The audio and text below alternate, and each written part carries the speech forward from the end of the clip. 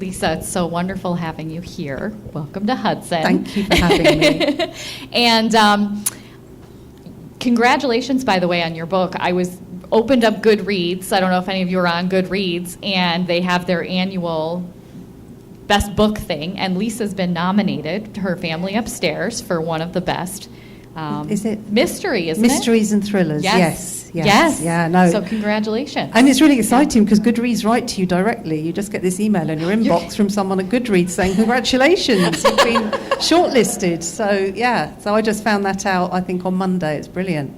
Wonderful. And for those of you who don't know, I think there's a very interesting story about how you got started writing your first book. And I don't know if you want to talk about that a little bit, because I thought it was kind of a fun story. It is a fun story, and it's just as well it's a fun story because I probably told it about 268 times since I became a published author, but I never get bored of telling it because it is a really nice sort of publishing fairy tale. It's quite long. Do we have time? Yeah. Yes, so I was... we were just talking in the children's library. I was very much a bookworm as a child. I used to read a lot. I used to think maybe I'd like to be a writer one day. And then I turned 13 and I didn't pick up a book again until I was 20. And completely forgot that I'd ever wanted to be a writer. And I ended up working for a while in the fashion industry, and then for a while I was working as a secretary. One thing that happened in my early 20s, I did something really, really stupid in my early 20s. I married a man I met in the small ads of a local newspaper very, very quickly without getting to know him properly before I married him, and it was one of those coercive control marriages, during which for 5 years I barely left the house. It was very dark. It was a very dark 5 years of my life. But one really good thing about the 5 years that I spent with this awful man was that he was a big reader, and he got me back into reading again. So that's kind of all I did for 5 years was read in a sad, empty house in the suburbs. But anyway, so at this point I was working as a secretary for a company that makes shirts in central London, and I was really, really happy. I was really enjoying it. And if you'd asked me at this point, I was 26. If you'd asked me what my ambitions were, I wouldn't have been able to tell you because I didn't have any ambitions. It was very much like, well, I'm hoping I'll get a pay rise in September. That was as far as it went. Another thing that happened when I was 26 was I finally left this bad man. And I started going out with somebody else. And so I'd lost my job as a secretary. I was very sad, and I was on holiday with my new boyfriend and a load of his friends. I had this incredible life-changing conversation with one of my boyfriend's friends, and she basically asked me what my plans were because I didn't have a job to go back to after this holiday. And I said, well, I think I'm going to sign up with some temping agencies and see where that leads me. And she said, a lot of people use this sort of juncture in their life when they've lost a job as an opportunity to change the direction of their life and do something they've always wanted to do. There must be something that you've always wanted to do. And there I was, 26 years old. I hadn't thought about writing since I was, 8 years old or whatever. And I found myself saying, well, I think I'd quite like to write a book. And I think it was almost like my 8-year-old self had just sort of erupted at this particular moment in my life. And that was the most formative conversation I've ever had with anyone, a life-changing conversation, because instead of laughing at me and sort of, belittling me for this ridiculous idea that I might be able to write a novel, she actually encouraged me, and she said, well, look, just try. She said, just write 3 chapters. And send them out to some literary agents and see what happens. She said, if you do that, I'll take you out for dinner to your favourite restaurant. And she made me shake hands with her, so we shook hands, so it was a proper gentleman's bet. So I did my part of the bet, and I wrote the 3 chapters, and she made me send them out to a load of literary agents. And I got loads of rejection letters, but that was fine. And then I got one letter from an agent who wanted me to finish the book, because she thought she'd be able to sell it for me, and that was my first novel. That was Ralph's Party, and she did sell it for me. It was a bestseller. It was a really big bestseller in the UK, yeah. Yeah. It went straight into the paperback charts at number 3, and it was a best-selling debut novel. So that was in 1999, so that was 20 years ago that came out. So, yeah, there I was, an out-of-work secretary, divorcee, with no ambitions whatsoever, having this conversation that completely changed the direction of my life. And here I am, 20 years later, sitting in a library in Hudson, Ohio, talking about my wonderful career. Well, I know you probably also get asked this a lot, but your very first book, or first few books, had kind of, you started off it with a more romantic fiction, and now you've morphed into this, the mystery, and what I guess the genre now is called psychological thriller. I think it's really boomed. So how did you get into that? Was that a decision that you made? Or what happened there? No, I mean, none of it's ever been a decision. Like the first book, Rouse Party, I did not know when I sat down to write it that it would end up being a romantic comedy, because this was my first novel. I actually had sat down to write something quite dark, and then because of where I was in my life at that time, I was 26 years old and I was in love, and I got out of this bad dark marriage, and I just found myself writing something really light and really feel good and uplifting. But it didn't mean I didn't have an interest in exploring darker themes or writing about darker things. But because, of course, Rouse Party was a huge success, my publishers kind of expected more of the same. I couldn't then sort of veer off on some tangent and do something completely different. But what I have been able to do over such a long career, over so many books, is just gradually, incrementally, just tweak with each book, and each time sort of thinking, oh God, they're going to tell me off this time because it's... Yeah, so, for example, there was a book, I think number 7 or 8 book, which hasn't come out in America yet. It was the one that slipped through the net between my old publisher and my new publisher. It's called The Truth About Melody Brown, which my current publisher is going to publish at some point. It's a really good book as well, actually, so I'm quite pleased that you still get to get that one. But so all the books I'd written before The Truth About Melody Brown they had relationships at their heart. And so I started this book as I'd started all my previous books with a relationship, with a girl meeting a boy and, following their journey. And a few chapters in, I was he was really getting on my nerves, because this girl had this amazing story that she was trying to uncover the secret of her childhood, all she'd lost her memory as a child, and she was trying to uncover her past. And he was just totally superfluous. It was just like, he doesn't need to be in this book, so I just ditched him. And then, of course, then I'm delivering a book to my publisher who's published 6 or 7 romantic novels, relationship novels by me, and there's no relationship or romance in it. And they didn't say anything. They were like, it's a great book, we'll publish it. So I thought, okay, I've got away with that. So then I wrote a few books that were not relationship novels, that were more like family dramas and mysteries. And then about book number 11 or 12, which was a book called The Third Wife, I killed someone. And again, kind of expecting my editor to say, what have you done? You can't go around killing your characters. But again, she said, that's a great book, we'll publish it. So it was never a moment where I thought, okay, I'm bored of writing romantic comedies now, I want to branch off and do thrillers. It's just been this very gradual process, and I've been really, really lucky that I've always had editors who've just let me do that, because some writers are not given that much freedom, so I'm very grateful that I was given that much freedom. How did it feel to kill your first character? That's a book. There are very few books that I would like to change, because there's no point thinking like that.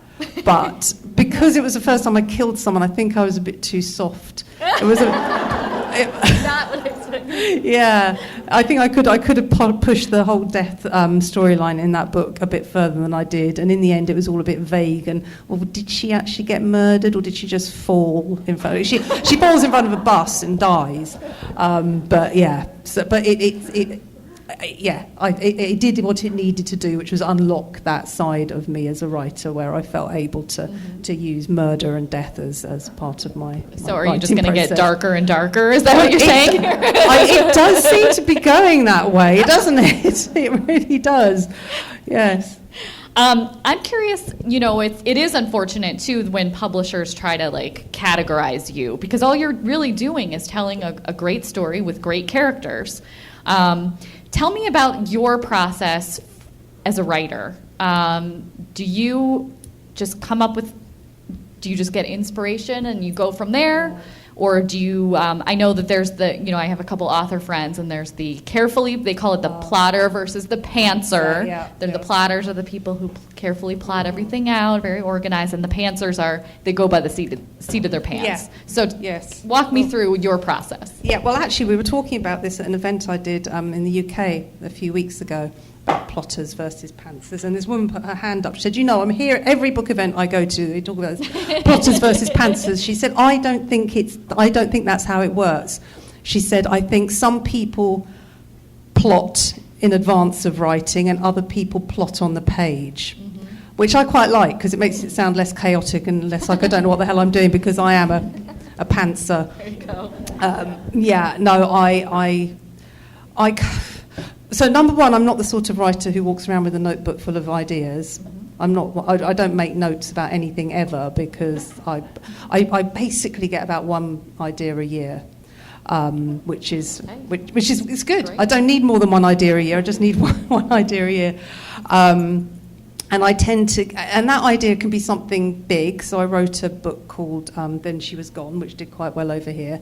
And the thought I had that propelled that book into being was, imagine if your child went missing for years and years and years, and then you found out that they'd been living next door the whole time. Well, it's not actually how the book turned out, but that's quite a big idea, which I could then sort of grow and develop in my head before I started writing it. But the family upstairs came from the tiniest idea, which was I was on holiday in the south of France 2 summers ago, and I saw this woman dragging her 2 small children into the private shower block behind a beach club, which had a big sign on it saying patrons and members only, and it was very clear that she wasn't a patron or a member, and she shouldn't have been taking her children into the shower block. And she just had a slightly desperate look about her, and I'm sure there was nothing interesting about her story whatsoever. She was just obviously washing seawater off her children after a day on the beach. But I couldn't stop thinking about her. So she was the starting point. I just made up this whole story about her, and in the book she ends up being a British woman who plays her violin on the streets of the south of France, and she's homeless and she's in dire straits. So I made this whole story for her, which then stretches I'm sort of getting ahead of myself now because I'm talking about the book, which we haven't started doing yet. So it can be anything. So whether it's a tiny idea or a big themed idea. And then I just think about it for as long as I can, and I usually start writing a book in about March, with the idea of delivering it in December. I deliver in December every year.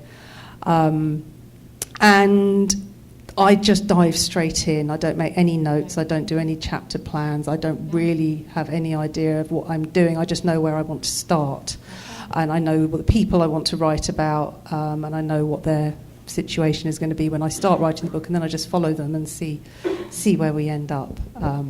It is chaotic, but that's one good thing about having written 17 novels is I now know that it works, so I don't panic too much about it. So you said you have all the characters planned out or ideas for... Well, again, planned is not the right word. So with the family upstairs, I knew I was going to write about this woman that I'd seen in the south of France. I knew that right from the beginning, that I was going to write about her. But then I needed other people to help tell the story as well. And those people came to me literally as I sort of pressed the new page button on my Word document about to start their chapter. Like, right, who's going to tell this? So Henry, who's one of the characters in this book, I knew that I wanted someone to tell the story from the point of view of somebody who lived in the house. I'm getting ahead of myself again here. But I hadn't decided who it was going to be until the very second that I started writing his chapters. So sometimes I plan and think about the person for ages and ages that I want to write about, and sometimes they just have to turn up. They just have to turn up in the nick of time, basically, when I'm about to start writing them. And then when you're trying to develop a character, does that personality come with the plot, or does it, you you put the character in, you're like, I think this is what this character's going to do, and I'll let the plot, or I'll let him drive the plot, or her. Does that make sense? No, it's very much. Character or plot driven? Oh, it's totally character driven. So when I'm not with my book, I don't think about the characters because they're just looking after themselves. I don't need to think about how I'm going to develop them, or all I think about when I'm not with my book is the plot, because that's the thing that I'm in control of. Well, sort of to a certain extent, but I don't need to worry about the characters because I know they're going to do exactly what they need to do and what they're predestined to do. And then you just let everything flow from there. Flow is probably not quite the right word, but yes. Okay. Well, speaking of flow then, I saw that you have, I was watching a little video you had filmed. Well, I was doing a little preparation, and you said that you have an eBay obsession. Is that still a thing? That's such an old video. Oh my goodness, that's such an old video. Nothing. No, I'm a whole new person. Oh no, that was an old version of me. So what do you do when you're distracted while you're writing, or are you just focused? God, the eBay years. Yeah. So we just moved out of our house for 8 months to have it renovated, and I got all that eBay stuff is gone now. It's all gone, and so what do I do now? Oh, probably. I try really, really hard to compartmentalize my time now, which I don't think I did from when that video was filmed. I don't think I'd worked out quite how to compartmentalize my time, and that's something. There you go. I've got good at something over the years, and so I give about 3 or 4 hours a day to writing. And generally speaking, I'll go and sit in a coffee shop where I don't know the Wi-Fi code, which is a really good tip, by the way. And I try really hard not to be distracted. I'll stare out the window if I need to take my eyes off the screen for a while and think about things. But no, those days are over. Oh, you've actually made me feel really good about myself now. It's like I feel like I've evolved in some way from someone who had to go onto eBay every 5 minutes while they were writing a book. Yeah. That's what I would do. And then do you ever get writer's block? Does that happen? Right, so writer's block is a very particular thing. It's a very particular thing. A writer's block is when you haven't written for months, weeks, years. Oh, no, it's a really serious condition that can afflict people, and it's very, very unusual. Having a bad writing day that happens, but I just force myself through it. One thing I do know is it doesn't matter what I write as long as I've written something. I'm not too fussed about it. I'm not going to be terribly critical about myself. I'm much more critical about myself if I've written nothing than if I've written 1,000 bad words. I'll feel much worse about myself if I've written nothing. So I would just much rather sit there and just sort of bash at the keyboard and get something out. So no, it's not something that's ever afflicted me. And then have you ever, midway through a project, stopped and said, I don't like where this is going, you need to scrap this and go in a completely different direction? Well, or literally only once. And I was writing a book that I then rewrote as The Third Wife, which is a book I just mentioned where I killed the poor lady under the bus. So that was my first attempt at writing a book about a man who's been married 3 times. And it was quite different to the one I started writing a few years later. I've lost my thread. What was the question? Have you ever scrapped So yes. So I got halfway through this book, and I gave it to my agent at the time, and I said, I'm not sure this is working, and I've had a really good idea for another book, expecting her to say, it's fine, carry on, just keep going. But she said, no, I agree, it's not working, and your other idea sounds brilliant, so just bin this and start that. Which I did, and that was The Truth About Melody Brown. So it worked out. Yeah, it all worked out. That's the only time I've ever binned a book halfway through. I'm really dogged. Once I start writing books, like, you are going to work, this is going to work, I don't care what we have to do, but I'm not abandoning you. And then I want to talk about how you get your ideas for your characters. Where does that come from? Is it just your own life I think a lot of people think that's where authors come from, or Yeah. you just kind of... When you say Have for my this characters, idea. you mean the people, where do I get where the do you people get- that I write Mhm. about? Oh, God, I don't know. I really don't know. I mean, Comes. well, yes, so the woman I saw on the beach clearly is, I saw a woman on the beach and she fascinated me on some level and I felt compelled to write about her. But other characters, the ones who turn up for work just in on the dot of time, I don't know where they come from. I really don't know where they come from. You can tell I know nothing about writing, so this is why Yeah, I'm interested no. to know, how does this come to you? I'm trying to think if there's a way of describing it, but I really don't think there is a way of describing it. They just sort of come when I need them and I can see them and I can imagine them. And of course, the more you write them, the more you understand them and the more you get to see them inside your own head and understand them and know them. But yeah, the starting point for me is always just quite... Should we just call it magic? It's just magic. They just come I'm when they're impressed. needed. I guess let's delve into the family upstairs, shall we? So We've alluded to it We've enough, I alluded think. to it. So you talked a little bit about how you came up with the story.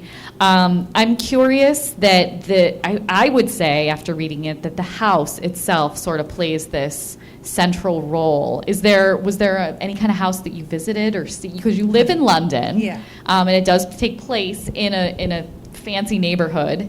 Yeah. In London. Was there any kind of inspiration there, or? I love writing about London. I do try and mix it up a bit and not set all my books in London. And I had written about London recently, but that was about a small house. Anyway, I decided that I wanted to write a big house, a big, creepy, weird house with a history and creaking floorboards and dark secrets. And I just saw, traditionally, that sort of house would be out in the middle of nowhere, sort of slightly windswept. And I thought, how about having a house like that right in the middle of the city, where everybody's bustling past and, where you wouldn't imagine something like that could happen.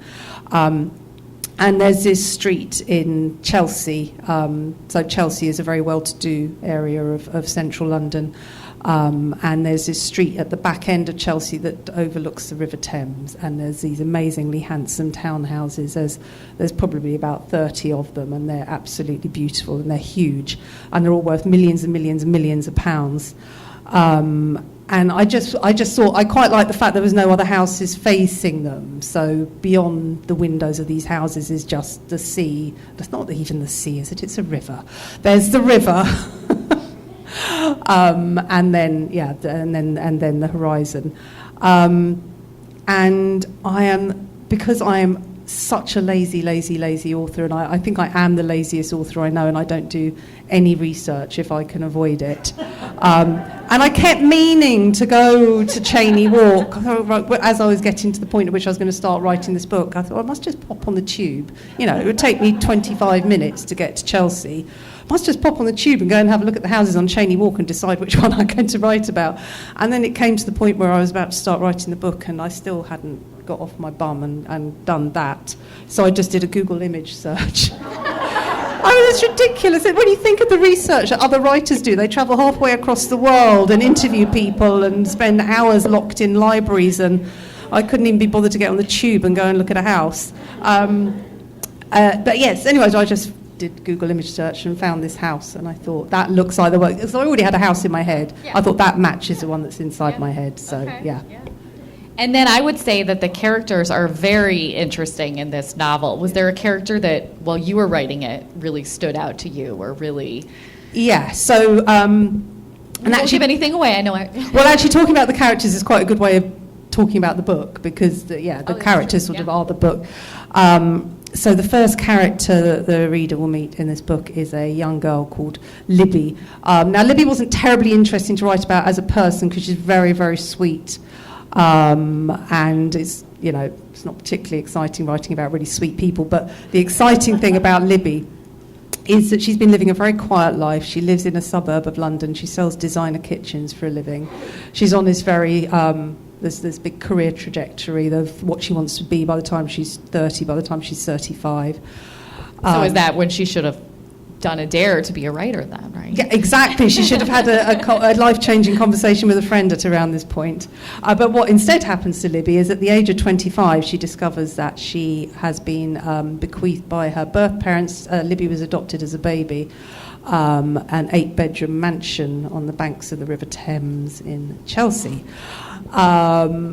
So we first meet Libby when she's just got the letter from the solicitor to tell her that she's inherited this house, and then she goes to the house with the solicitor and discovers that it's a wreck. It's been abandoned, it's boarded up, it's full of cobwebs, and he also hands her a news cutting from a newspaper at the time, which was the story of how she was found in this house. And this isn't a spoiler because this is all in the first chapter. She is found 10 months old in a cot on the first floor, which in America is the second floor, of the house. She's clean, she's well fed, she's wearing a clean nappy, she's clearly been well looked after, but downstairs in the kitchen there are 3 dead bodies on the floor dressed in black robes.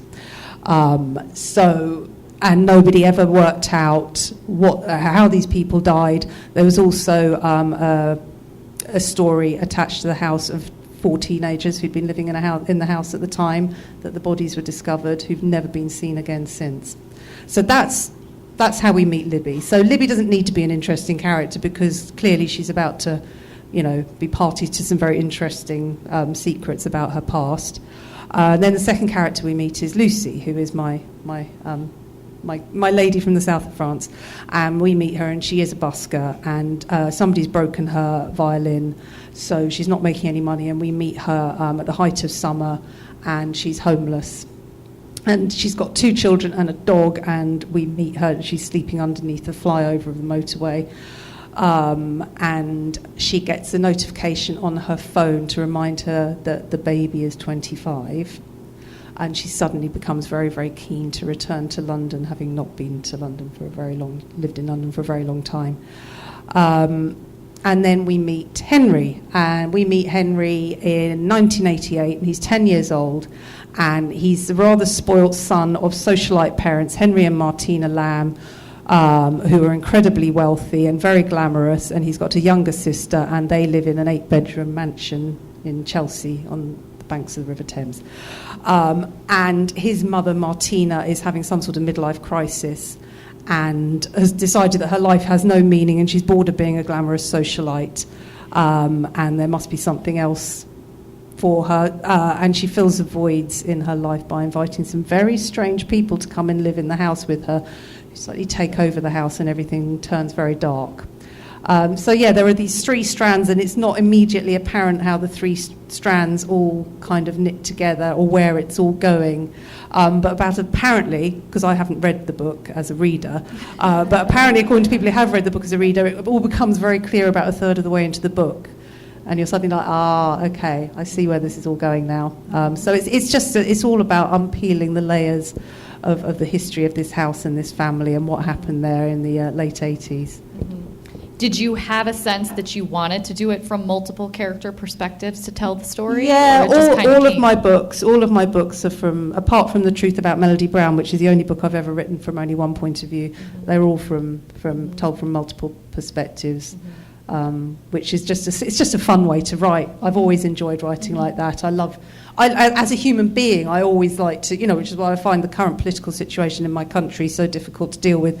I like to be able to see everybody's point of view on everything all the time, and I feel the same when I'm telling a story in one of my novels. I like to be able to see the story from various viewpoints. It makes it more interesting. Well, and you have this way with developing characters. And it gives me the chance to make up more magic people. Yes. So did you have a character where you're like, ooh, this one's interesting? Well, yeah, I mean, Henry was one of these. Okay. Henry was one of, so he's he's 10 years old when we meet him, and by the time Libby is found as a baby in the cot at the top of the house with the dead bodies in the kitchen, he's 16. So I felt like I sort of grew up with him because he was a child when I started writing him. And but the wonderful thing about Henry is because he was this character that I hadn't had a chance to think about before I started writing him, because he just turned up.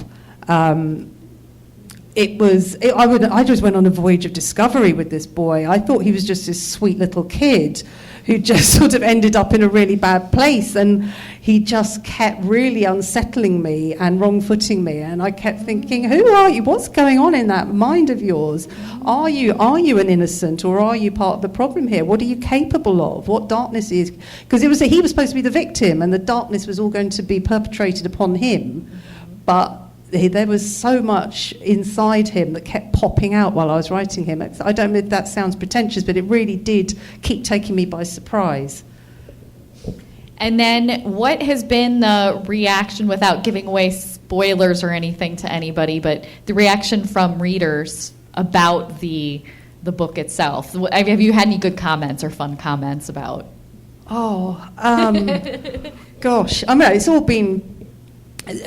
Nearly every time I'm writing a book, I'm convinced that I'm writing it wrong. I'm either writing the wrong book, or I'm writing the right book and I'm writing it wrong. And I very much felt like this with this book. And it was a really weird point in my life. Having lived in the same house since before my first child was born, we moved out for 8 months to have it renovated. And we moved into this flat, which wasn't far from my house, but it felt like another universe filled with just alien. I can't really explain it, but I was very physically uncomfortable in this space and the people around me. And I kept getting really ill, and I never get ill. I think I had 4 colds and the flu while I was living in this flat. There was something not right with this flat anyway. So I was in a really strange headspace. I just wanted to get home so badly and not be in this place. And I wasn't sure about this book, and I was convinced that I'd done it all wrong. So on the back of that, when it goes out there into the world, anything that anybody says that suggests that they enjoyed reading it is just, that to me is just, the ultimate reward for it all. So everything, and it has been really well received. It was really well received in the UK. It came out there in August, and it went straight in at #1 to the hardback fiction charts, and was there for 2 weeks, which is fabulous. I'm not #1 bestseller all the time in the UK. So that's quite a big deal for me. And then waiting slowly for the US publication to happen. And I was saying this at the event I did last night, because there's been so many ARCs went out in advance of this publication. It's been on NetGalley as well for months and months and months. It's got like about 1,000 reviews on NetGalley. And I keep seeing things on Instagram and on Twitter from people who've already read it. So I kind of got to America feeling like everybody had already read it, and then thinking, God, no, it hasn't even come out here yet. So it's really exciting to think that actually it is, it is actually now it's actually happening, and now not just the people who get the ARCs, but everybody is going to get a chance to read it. So the whole thing's just been really positive and really exciting. So did you do a book tour in the UK already? Well, you don't need to tour the UK because we're only that big. It's just, you could just... You just stay in London and you just go... Well, I know, I mean, I did an event up in Scotland. So obviously in Scotland I would have to get on a plane and spend the night. But then I'm back again the next day. And so it's just sort of into... Hop on a plane, go to Scotland. Yeah, just hop on a plane, come back. So no, it's not the same as doing a US tour where you're just back, you're getting up every morning, getting on a plane every morning, going and staying in a different hotel in a different city. It's much more spread out evenly, so you can carry on with your normal life at the same time as visiting lots of people. Mm-hmm. Okay, yeah, I hadn't realized that you'd already done the UK tour. Yeah. Are you, and before I hope everyone has some good questions ready to go, but before we do, are you working on anything currently? Did that idea come to you? Well, yes, I did, and it was when I was living in this miserable flat that made me feel so weird and unhappy. And it was, I think I'd just delivered the family upstairs, and it was being edited, and it was winter and it was snowing, and I was walking up the hill, trudging up the hill because I was going to the flat of doom. So I was trudging up the hill, and there were loads, it was just, schools had just come out, and there's loads of young children running around throwing snowballs and what have you, and this guy just appeared through the snow, and he was really lugubrious and heavy, and just, he looked... I don't know, there was just something really dark and ponderous and sad about him. And I had the same feeling that I had with the woman in the south of France. I thought, I want to write about you. Well, I want to know what it's like. It's not even just writing about someone. It's wanting to know what it feels like to be inside, to be somebody else. Because that's one of the saddest things about being a human being, isn't it? Is that you'll never get the chance to be somebody else. You're just stuck with yourself forever. And which is so, I guess that's part of the, the motivation for actors, isn't it? Is that they get to pretend to be other people. And it's certainly part of what's so much fun about being a writer is just like, so I'm currently inside the head of this weird guy. And yeah, so I started that in March and I've got to finish it in December, so I'm quite a way into it. Okay. And that should be published here this time next year, so beginning of November again for that. And it's called The Invisible Girl. I know nobody's going to remember that by by November 2020, but yeah, it's called The Invisible Girl. Okay, all right, we'll look for that. Yeah. And I was curious because I couldn't find anything, but have any of your books been optioned for movies? I currently have 5 books under option at the same time. Yeah. You just got this, or no? Well, one of them's been under option for 10 years. Which is one of my romantic comedies, which is called Roommates Wanted in this country. It was called 31 Dream Street in the UK. And then this one's under option, The Family Upstairs. I Found You is under option. What's the other one? Watching You is under option. And I've just found out that Then She Was Gone is under option as well. It's about to go under option. So yeah, I've got 5 at the moment. And you moving towards a movie development? Which one do you have big bets that it will go?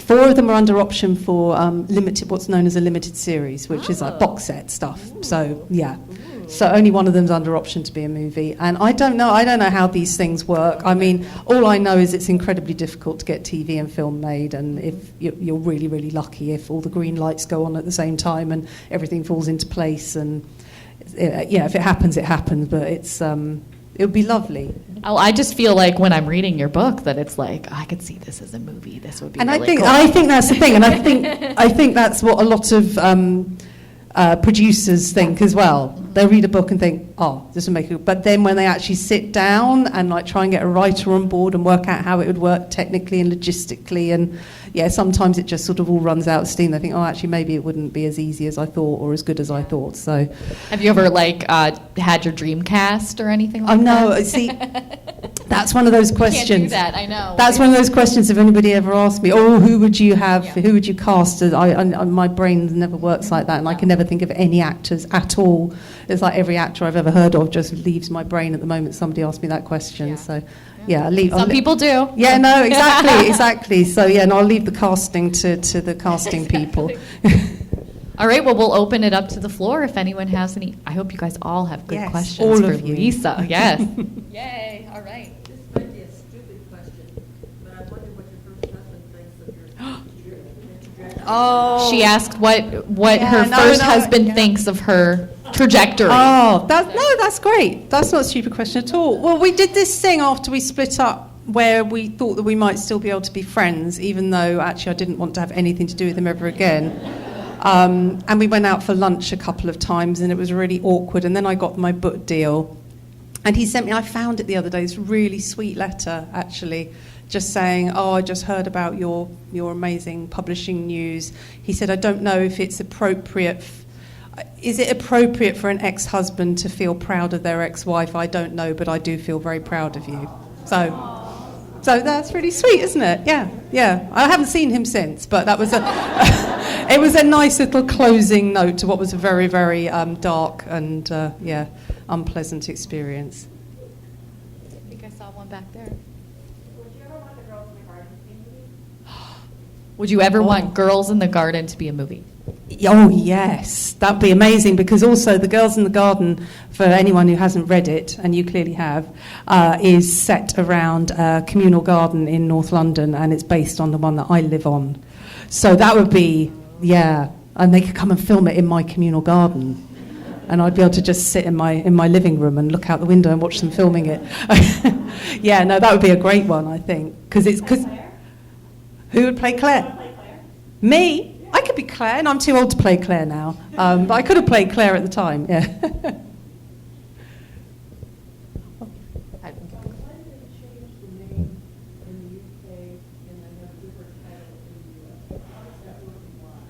Right, so it's happened a couple of times, not that often actually, with what was called 31 Dream Street in the UK, which turned into Roommates Wanted over here. I literally can't tell you why they did that. That was at a point where, that was at the end of my last publishing contract with Penguin, who used to publish me in America, and I think they were at that point selling no books of mine whatsoever, so I don't know why they changed that. The Girls in the Garden is, it was called The Girls in the UK. In America, it came out at the same time as The Girls by Emma Cline, which was the massively, massively hyped up book of that year. And so they couldn't have, they had to change the name over here because it would have been crazy having two books coming out at the same time called The Girls. But I think every other book has retained the same name that it had in the UK. This gentleman had his hand up here. Hi, thanks for coming. What was the inspiration for The House We Grew Up In and for your favorite character? Okay, so you know how I said I don't have a notebook full of ideas? I have one idea a year. That was the one time when I literally didn't have an idea at all. And I'd finished the previous book, it had gone through copy edits, it was gone. I was free to start writing my next book and I did not have an idea. And I thought, okay, I'm going to give myself 2 weeks. And in that 2 weeks, I'm just going to walk. I'm just going to leave the house every day and just walk around my neighbourhood until I think of something. And I was just walking around the streets where I live, and I looked up and I saw this window. And you know what a hoarder's window looks like, with the curtains that haven't been opened in 30 years, and the thick dust, and the piles of books, and the dead plants, and the... you couldn't see through, and I just looked in this window and I thought, oh my God, who lives there, and what must it be like to be that person who lives there and to also be related to that person that lives there? How does that affect everybody that person knows? So that was, I was like, that's it, that's the book I want to write. I want to write a book about a woman who has children, who has a family, who develops a terrible compulsive hoarding disorder, hoards her family's home to the point at which all her family have to escape. And then she dies and they all have to come back and sort of, unpeel the layers of the house, but at the same time unpeel the layers of the family's history and find out where it all went wrong. So that was really neat. It was just like, okay, I've got it all sorted. And my favourite character was Lorelei. It was brilliant. And I didn't write her voice in the first version. And I thought there's something really, really missing from this book. And I thought, of course, it's her. It's the hoarder. I haven't actually written from her point of view. So then I went back through and put her voice in it, and that's when it all fell into place for me. I think it's interesting that you look at people and you want to know what's going on in their heads. I wonder if you look out here and see any positive.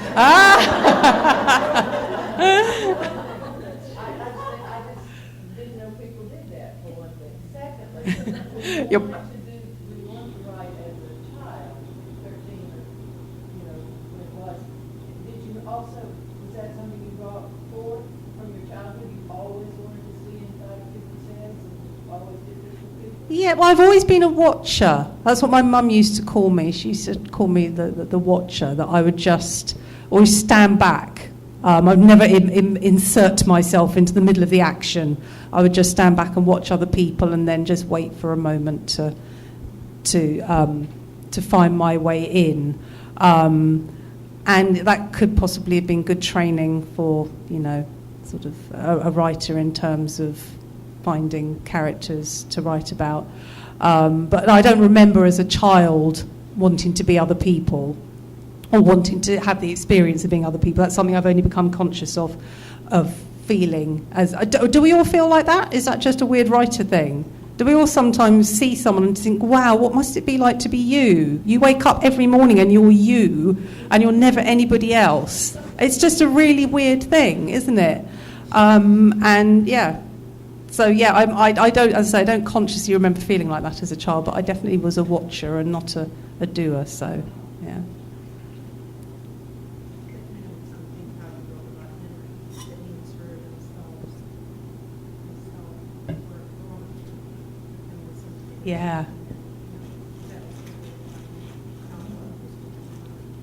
Yeah, he was a watcher, wasn't he? And a listener, exactly, because nobody was telling him what was going on. No adult would. And there's two really frustrating conversations that he has. He goes to that gentleman's club with his father, tries to get his father to tell him what's going on, and he just gives him the vaguest, most frustrating answers. And then he has that conversation with his mother as well. And so the only way he can find out what's going on is sort of hiding in corners and listening and watching. And that's exactly right, yes. Do you get to read yourself as much as you like now that you're an author? I'm not as voracious as I used to be. I've fallen prey to what I think a lot of voracious readers have fallen prey to, which is, the sort of evils of the smartphone and the box set and all those other things that you can be doing when you used to just be sitting and reading a book. So I've kind of gone from reading about 50 books a year to reading about 25 books a year, which is still not bad, but I do feel guilty that I waste so much time doing really brainless, stupid things when I could be reading a really good book. But I read as much. I mainly read when I'm on holiday now. That's my thing. I fill my suitcase up with books and think, okay, no Facebook for the next 2 weeks is going to be all about reading. So. I'm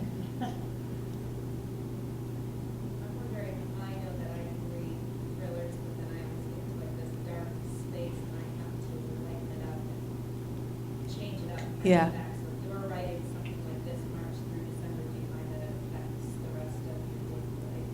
It's something to have a darker Not the atmosphere, not the characters, not what's happening, not the darkness. The only thing that gets sucked into my normal life is just because I don't plot.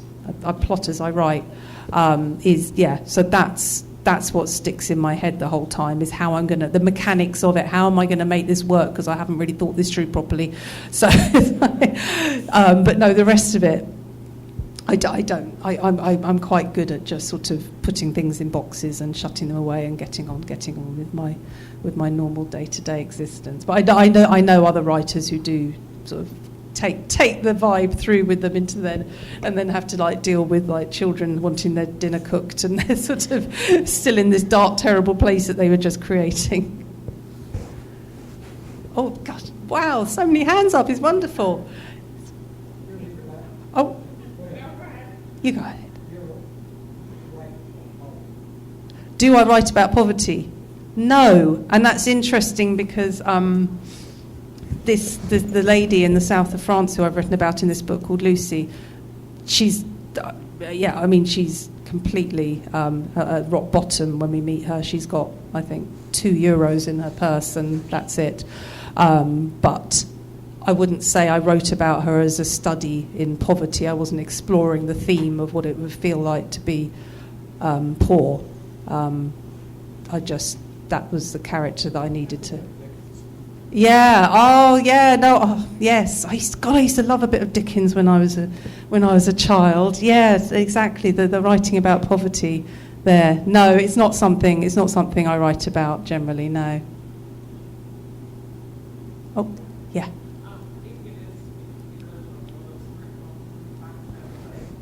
find that I fly through your books. I don't consider myself a quick reader, but do you purposely make Yes. chapters short? Yeah. Yeah. Yes. No, it's not like I think, right, I'm going to write a short chapter. It's just that's just how I write, and that's how I like to read as well. I love short chapters. So and I write very much.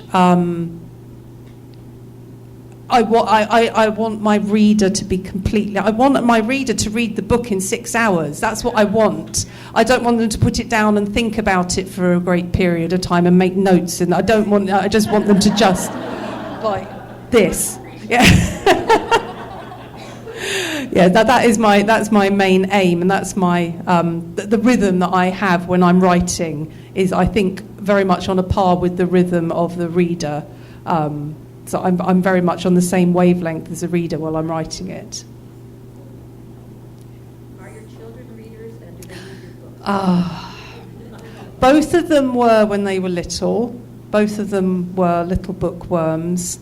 Particularly the little one who used to read 4 or 5 books a week, like proper novel, not like picture books, proper novels a week. And now neither of them read. But this fine. We were talking about this earlier, and I didn't read a book between the ages of 13 and 20 myself, so I'm not worrying too much. I'm sure they'll come back to it when they're grown-ups. I'm sure they will. And no, they have never read any of my books. And I think I'd feel a bit weird if they did. I'm not sure. I'm not going to encourage them to do it. If they come upon one of my books one day and pick it up and start reading it and think, oh, this is actually, Mum's not bad, actually, then that would be nice. But I'm certainly not going to try and persuade them. I'm just going to stand up and on the back here. I just recently finished Finishing Fun, and it was really emotional for me at the end. It just tore me apart. Do you ever feel like when you're writing or when you go back and read your work that you get emotionally caught up in what you've written? Not like hit you that way? That really did hit me. Well, what actually happened with Then She Was Gone, and I can't talk about it too much because there's lots of people here who haven't read it, but I originally wrote that book with a completely different ending. Imagine the alternative ending to what the ending was, without giving anything away. That was the ending it had, the ending that a lot of readers might have wanted it to have. And then I showed it to my UK editor. And so the ending that I wanted it to have, that I originally gave it, I wrote that ending thinking I was going to sob and that it was going to move me and I was going to feel every emotion under the sun. And I wrote that ending and I didn't feel anything, which struck me as really strange at the time. And then I gave it to my editor and she said, the ending's wrong. This is what needs to happen. And I immediately knew that she'd absolutely nailed it. She was completely spot on. So I went away and completely rewrote the whole thing, turned the whole story onto its other side. And then that last little epilogue at the end, I did cry an awful lot when I wrote that. And that came from nowhere. I hadn't planned to write that. I thought it was finished. There's a wedding scene at the end, and I thought that was the end of the book, because it's always nice to finish a book on a wedding. And then I just had this that came from nowhere, this idea that there should be a final note from a certain character in the book who we hadn't heard from for quite a while. Being very clever here, not giving anything away. And yeah, no, I did really cry a lot when I wrote that. I did.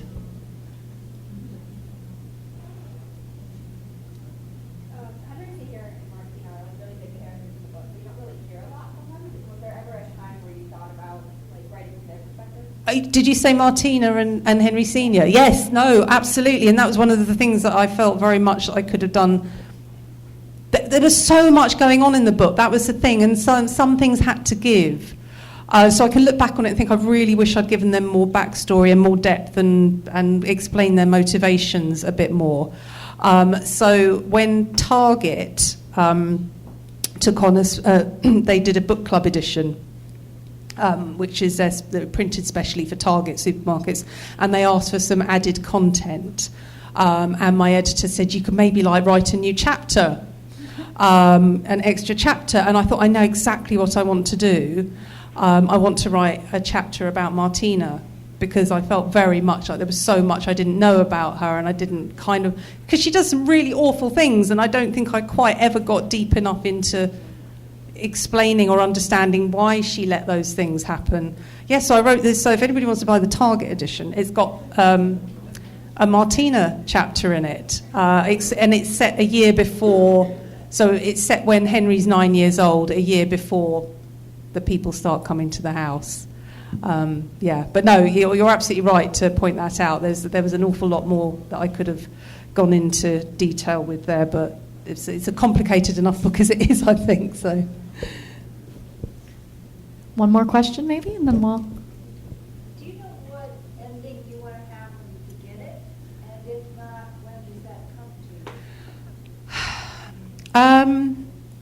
to? So I started this book knowing that there were 3 dead people in the kitchen, and there was a baby upstairs, and there were 4 teenagers who used to live in the house who disappeared. I knew all of that because that happens in the first couple of chapters, but I did not have a clue until it got to the end of the book where those teenagers had gone, how those people had died, why they were wearing black robes, who'd been looking after the baby. You know, I keep saying, oh, someone had been looking after the baby, and I didn't know who it was. So I got to the end of the book, and it's like, right, I've got to tie this all together now somehow. I've got to explain all this to the reader. I've got to work out where these teenagers have been. How have they stayed under the radar for 25 years? Where have they been? What have they been doing? How did they change identity? And so, so I left it all until, the moment of truth had come upon me, and it was very stressful, but I think I did quite a good job, actually, when you think about it. Yes. Oh, yeah, we had no idea. You would never were know, just would going by you? the seat of your pants. No, Amazing. you would never Yeah. know that I hadn't got a clue. I had no idea. Yeah, that's why I asked the question. It was a mystery to me as well as to the reader. Yes, that's how it usually happens. I set up all these mystery. Who did it? Who done it? Why done it? I don't know. I'm going to find out when I get there, I guess. Well, I want to thank you, Lisa, for visiting this lovely town. I hope you enjoyed your visit to Hudson. She came and took a picture of the clock tower and with a little spooky moon in the corner of it, too. I thought it was perfect for you and your dark mystery. Yeah, well, I post... genre. Talking of which, before you all go anywhere, every night when I'm on a US tour, I post on Facebook about my day and where I've been and what I've seen, because everybody in the UK is obsessed with American book tours and they want to know everything. And then coming to a place like Hudson, which is so unexpected, because I've been to Ohio before, but I've never seen anything like Hudson before. So I've got some lovely pictures that are going to go on my Maybe Facebook Hudson post. can be But in your next book. would you all mind if I took a picture of you? If you don't want to be in it, you can just put your hand or a book over your face or something. But hold on.